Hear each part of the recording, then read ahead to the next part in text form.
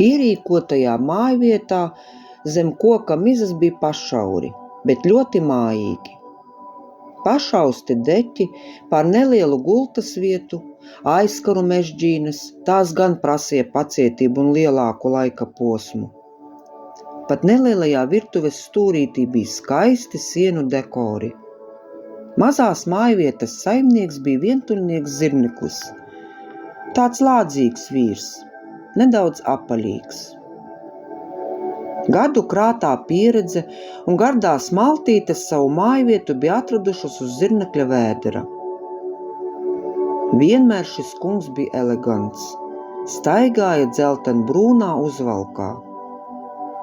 Viņa veiklās rokas mācēja aust pasakainas lietas. Visai tuvējai apkārtnei aušanas meistars bija kā vietējais dizaineris. Mazām laumiņām, sīkiem mētelīši rievotajā rakstā, rūķiem šalles, punktu jautrajā rakstā, kurmiem cimdi diagonālajā adījumā izsauca pat greizsirdību attālā ciemata pazemes alu rakšanas meistariem.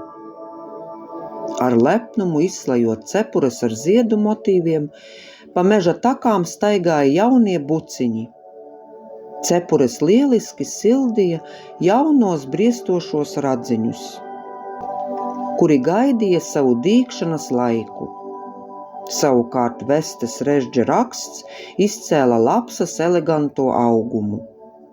Katrs bija aplaimots ar Zirnekļa neatkārtojamo talantu. Zirnekļa kungs bija laipns, bet atturīgs, jo ļoti novērtēja rāmos, vientuļos vakarus savā mizas mājvietā, kad varēja nesteidzīgi pārdomāt jaunās rokdarbu idejas. Ar visiem viņš mācēja atrast kopīgu valodu. Vienīgi mušas aušanas vecmeistaru kaitināja, tādas pa gaisu vien, nenopietnas un sīts gan vietā, gan nevietā. Tas Zirneklim lika sakost zobus un valdīties, jo par visu augstāk Zirneklis vērtēja atstāto iespaidu sabiedrībā. Nākamais pasūtījums bija gludajā rakstā aust miglas meitām izejamos tērpus, jo vecie pa ziemas laiku bija nolietojušies. Jā, cik tad ilgi, jo pavasaris arī modinās visus dusošos. Tad šādos vakaros Zirnekļa kungs uz savas mājas kokainā sliekšņa, dzerot pieneņu pienu, vēroja tuvākos un tālākos ciemiņus no tālajām zemēm. Pamāja sveicienu strazdu pārim, sasaucās ar stārķi augstajā bērzā, siltus sveicienus sūtīja garām lidojošai lakstīgalei. Priecājās par bērzu pleciem, kurus tie jau steidza apklāt ar zaļo lakatu. Lazdu labo gaumi, tās jau smaidīja ar iekārtiem zeltainiem skaru auskariem. Par zāles asniem, kuri kā mazi zaļo toņu duncīši līda no tumīgi brūnās zemes garozes. Visa pasaule tik skaista, ka Zirneklim pat ne tikai divas kājas sāka kustēties kā dejas ritmā, bet gan visas 8. Pavasaris! Pavasarīgais gaiss un romantiskais noskaņojums vilināja Zirnekli baudīt rāmo vakaru. Iznācis ārā, viņš vēroja samtainās debesis. Skaisti! Acu skatienu rokdarba meistaram pievērsa kaut kas maģisks smaigajās pavasara vakara debesīs.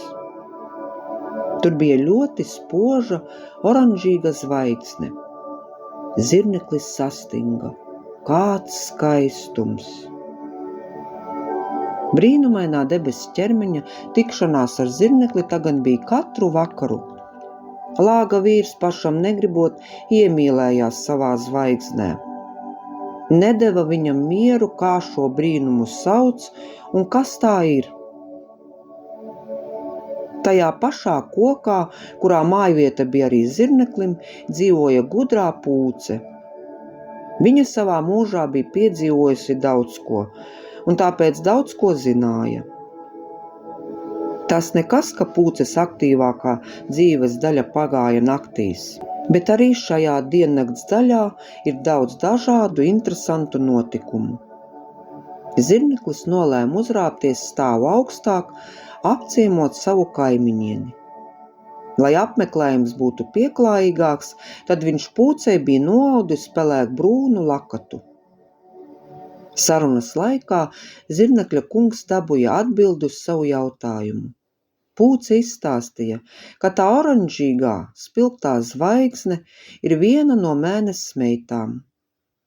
Zvaigzne, kura parādās tikai pavasaru vakaros.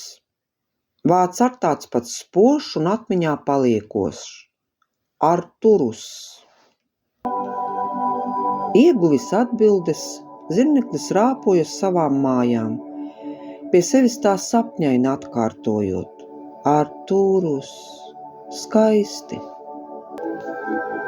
Viss jau būtu labi, bet zirnekļa kunga sirdi nospieda viena doma – attālums. Nekad viņš nevarēs sasniegt savu skaisto zvaigzni. Parunāties jā, bet mīļu apskāvienu. Pāris dienas zirneklītis neko negribēja darīt. Skumjas, ilgas, zirneklis pats nesaprata. Lai kaut kā mierinātu savu pusmūža mīlošo sirdi, nolēma savai zvaigznei noaust sveicienu. Jo pūces vārdi viņam palika atmiņā, kā Arturus var sastapt tikai pavasarī. Pēc tam viņa laiž debešu dejas placī savas māsas. Bet ko lai uzmeistaro? Greznu tērpu, rotas, kā tās nogādāt līdz savai mīļotajai? Graužot bizmārīšu atnestos cepumus, zirneklis vērās tālumā. Viņa skatienu piesaistīja necils kārklu koks. Visiem bija kāda rota, ar kuru sagaidīt pavasari, tikai šim kārklam nē. Dīvaini. Aprunājoties ar viņu, Audējs uzzināja, ka kārklis tāds paškritisks. Viss esot skaisti, grezni, bet ko tad šis? Pat nav vērts mēģināt ar pārējiem kaimiņiem sacensties ziedu krāšņumā. Zirneklim padoms rokā. Viņš piedāvāja kārklam būt par svarīga uzdevuma izpildītāju, un pie viena pats ar būšot apmierināts. Kārkla koks piekrita. Zirneklis iečukstēja savu nodomu un ķērās pie darba. Nākamajā rītā kārklis pārsteidz visus. Pat pavasaris pieliecās tuvāk, lai apskatītu šo maigumu.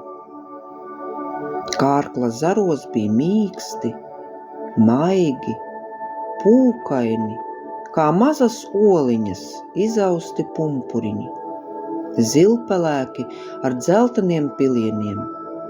To visu bija pa nakti paveicis neviens cits kā zirneklis.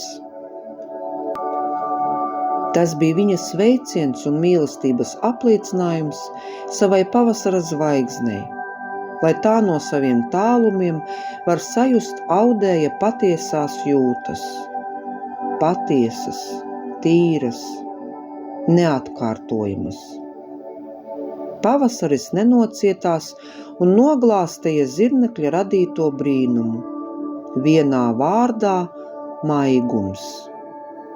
Arī kārklis bija lepns un pateicīgs par zirnekļa kunga maģisko nakts veikumu. Nāca jaunas zirnekļu paaudzes, arī Audēji, bet ne tik meistarīgi kā tas zirneklis, kurš atstāja savu daļiņu no sirds visiem un galvenais savai pavasara zvaigznei. Kad noglāsta mīkstos pūpolus, tad acis pašas no sevis aizveras. Vaigos parādās smaids un sirdī cerība. Pavasaris, zvaigzne, mīlestība un vēstnesi par šo visu Pūpoli. Šo pasaku sacerēja un ierunāja Dace Veikša.